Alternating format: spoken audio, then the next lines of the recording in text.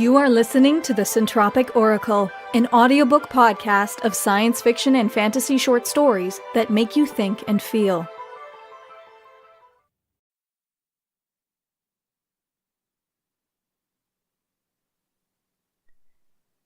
Oh Keep Me by J.G. Formato. I was 6 when Lake Jackson disappeared the first time. Well, it was probably more like the 100th time, but it was the first time I saw it, and that's what counts. Months of drought had reduced it to a sprawling puddle peppered with algae and cigarette butts. Sediment slurped at my Hello Kitty galoshes as I waded through the muck, looking for frogs. My mother was capturing hot remnants of lake water for her 7th grade biology class. "Can I look at some too? In your microscope?" No answer. Squinting, she held up the vials to the sun, ensuring their uniformity. I tried again. "It doesn't really look like a lake." "It doesn't right now," she said. "Actually, the Muskogee Creek tribe called it the Okihipki. It means disappearing waters. It's been draining and refilling for centuries." "The O Keep Me?" I repeated, wrestling my boot from the mud. "The Okihipki." She corrected me before the words were even out of my mouth. I sighed, the way little kids do, a honking, growling expulsion of frustrated air. Then I went back to hunting frogs. A small one, spring green and delicate, skipped over to me and landed right at my feet. "I got one!" I shouted, and gathered her up in a crushing hug. I rubbed my face against her sleek skin, leaving a damp smear on each cheek. "What are you going to do, kiss it and see if it turns into a prince?" Mom asked. "Actually," I drew out my favorite big girl word, Mom's habitual sentence starter, preparing to impress with my knowledge. "In the real story, she gets mad and throws the frog at the wall, and that's what makes it turn into a prince." "Love hurts, I guess." She shrugs, unimpressed. "Go ahead and put the frog down. I'm done. It's time to go home." I held the frog to my chest, and she nestled closer to my heart. She didn't want me to put her down. "But she likes me." "Laurel, that's ridiculous. The frog does not like you. Drop it. It's time to leave." Holding back crybaby tears, I knelt down in a shady spot and let the frog jump from my hands. She looked back reluctantly, blinking once with her bulging eyes, black and rippling like night sky on water. Then she was gone. I turned to follow my mother, but the lake held me tight, my feet embedded in the sloppy earth. A loud pop split the air around me, followed by a soft whooshing sound. At first, I wasn't sure if it was an in-my-head sound or a real-world sound.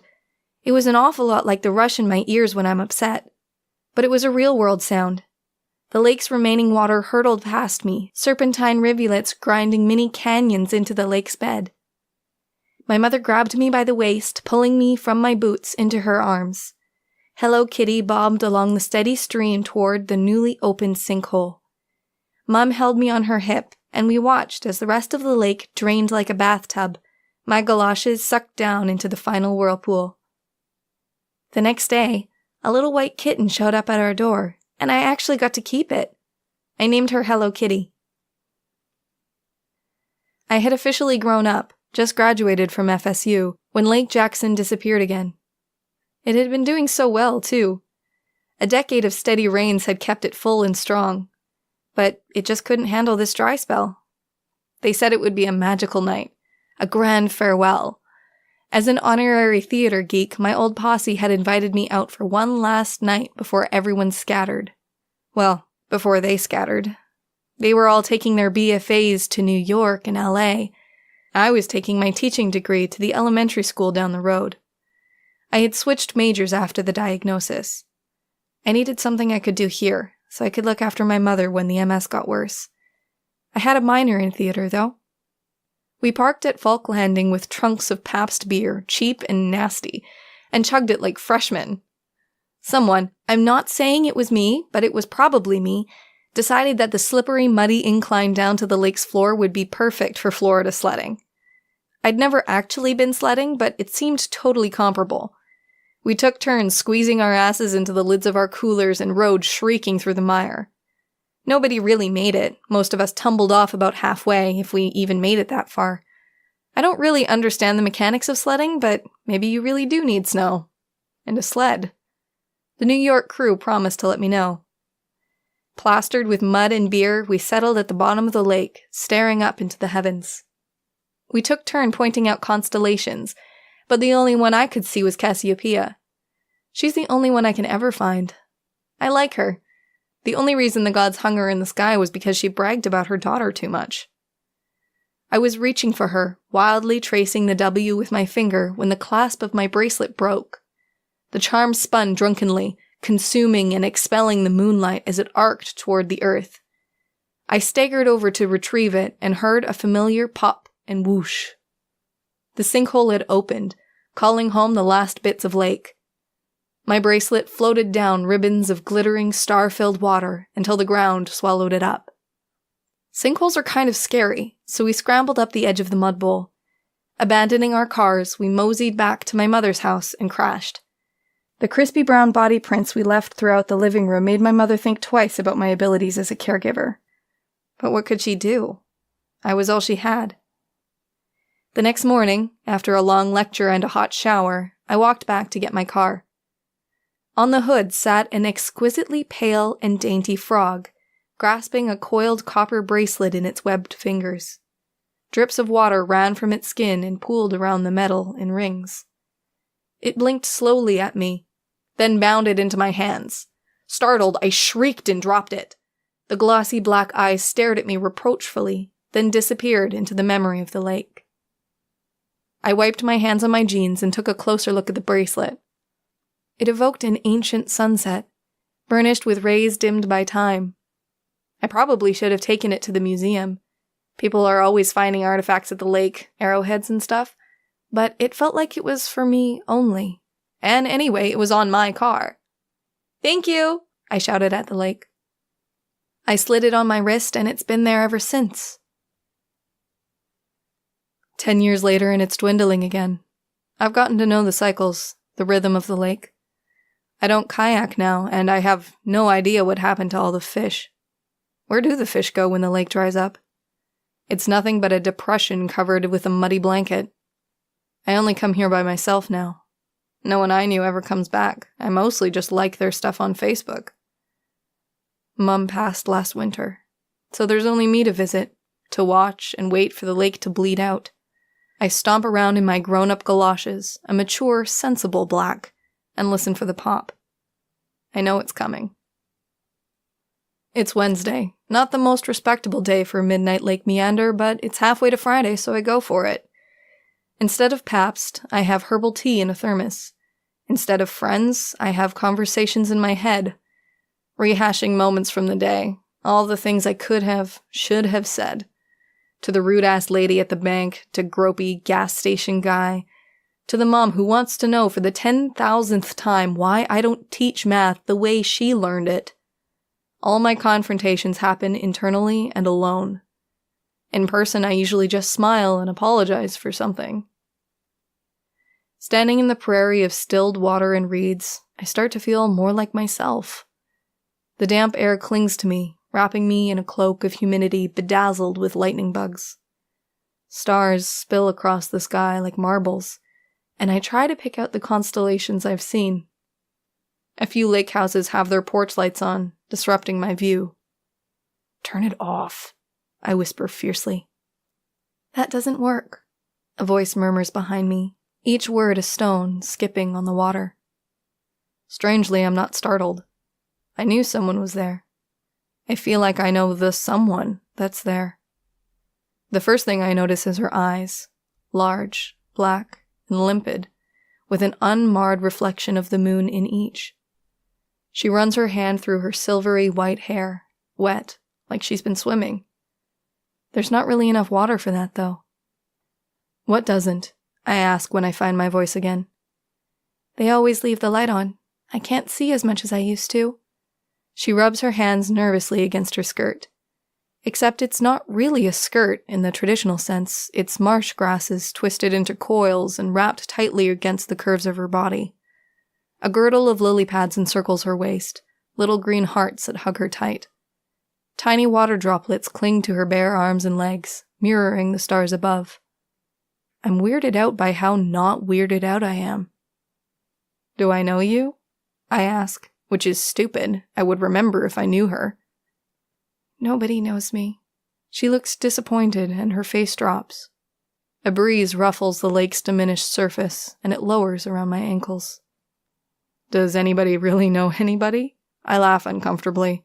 I'm doing this conversation all wrong. They do if they want to. If they pay attention. Her lip juts out, a child's pout on a woman's face. She crosses her white arms and stares me down. I guess so.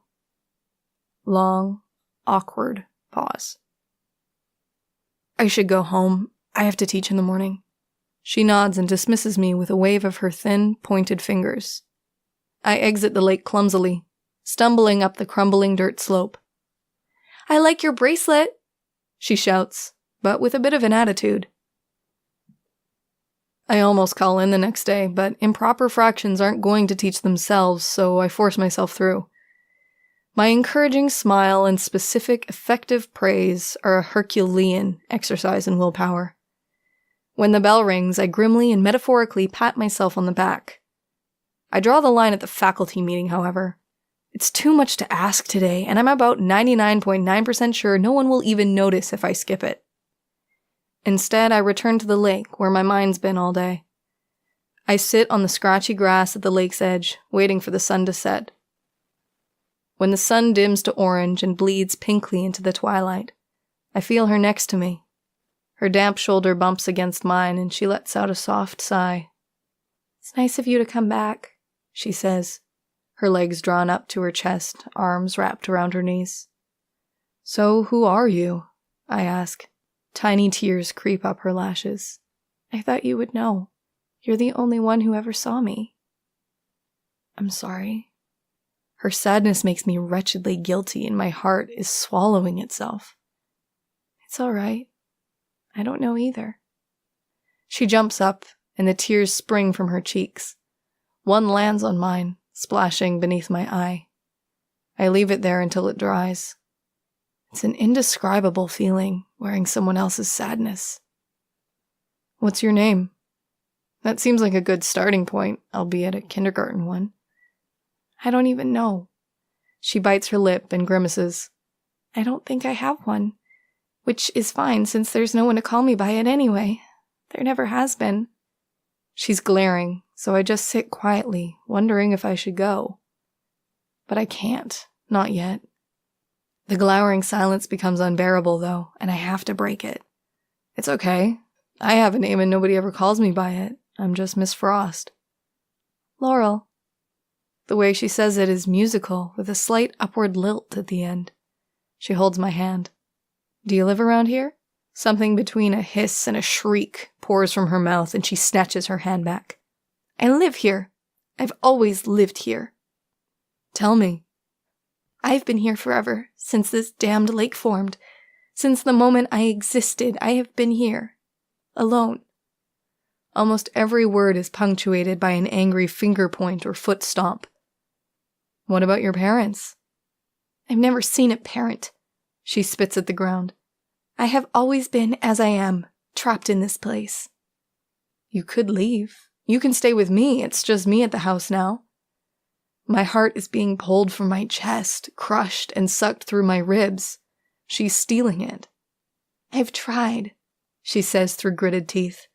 Then her tone softens. If I go too far, I start to fade. It's bad enough no one can see me. I couldn't bear not to see myself. I belong to the lake. Maybe the lake belongs to you, I say before thinking. Well, I don't want it. I hate it.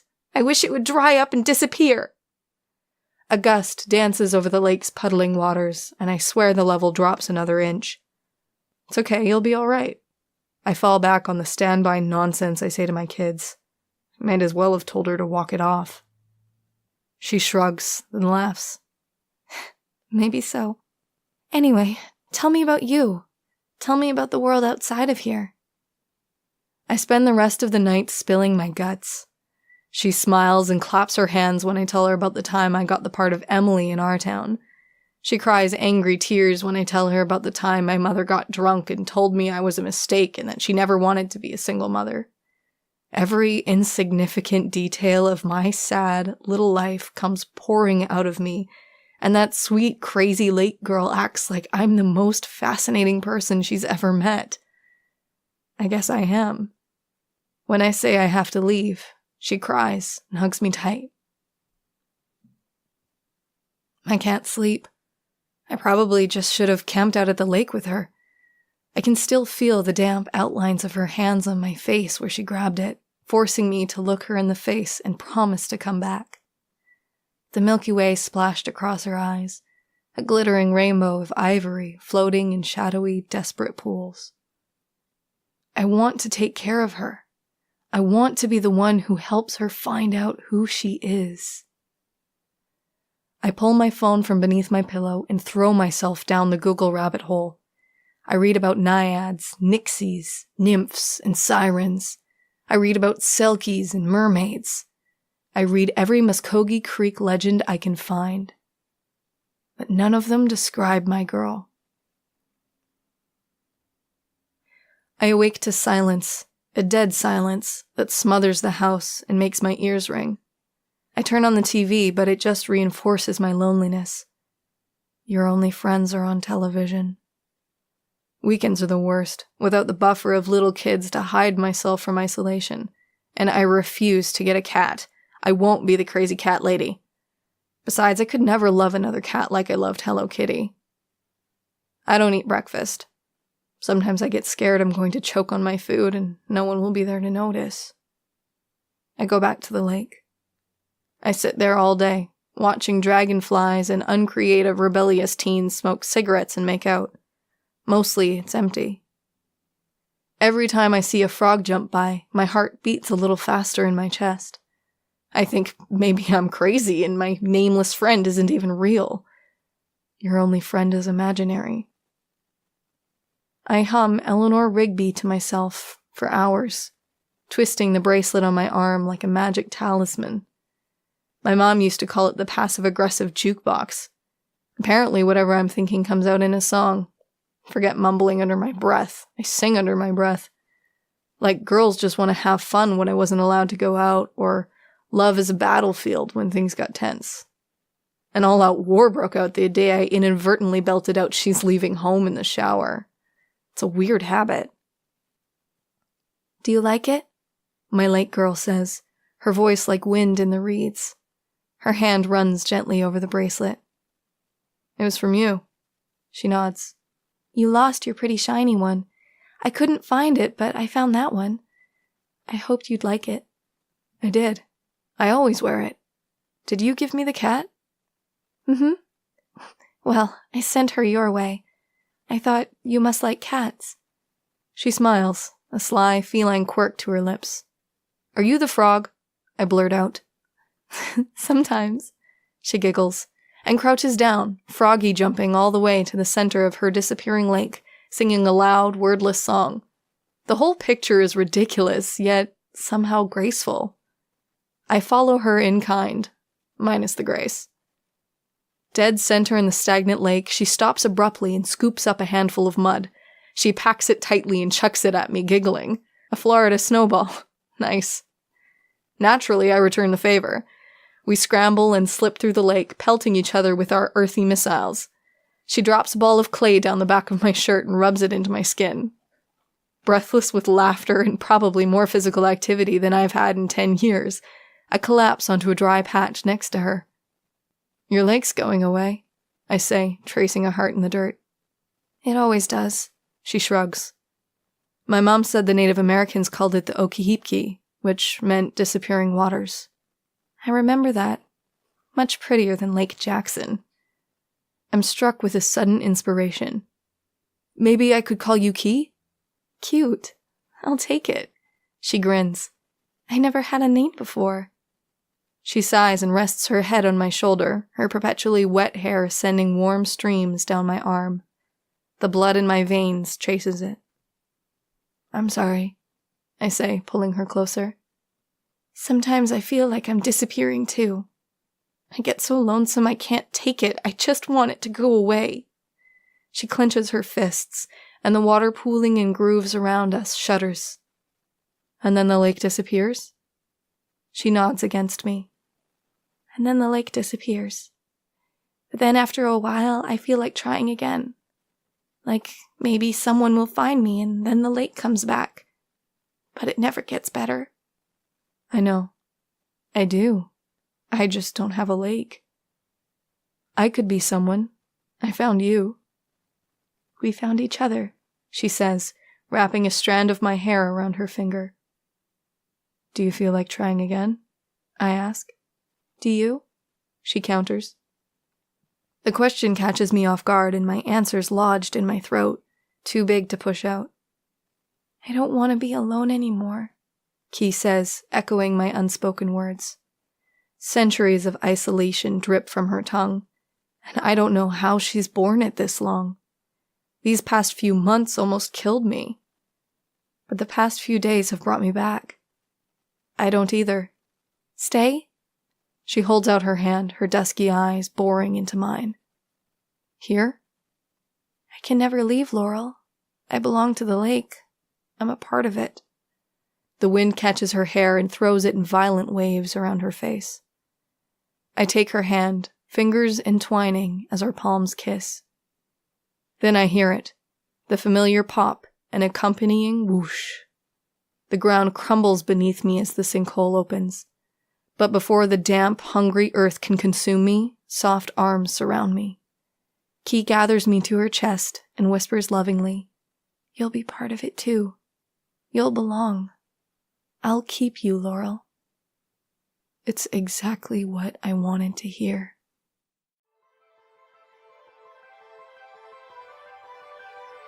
We hope you enjoyed Oh Keep Me by J.G. Formato, read by Larissa Thompson.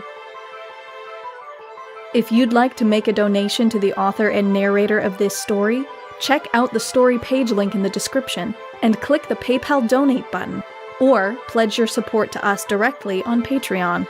Would you like to submit a story to the Centropic Oracle? A link to our submission guidelines can be found in the description.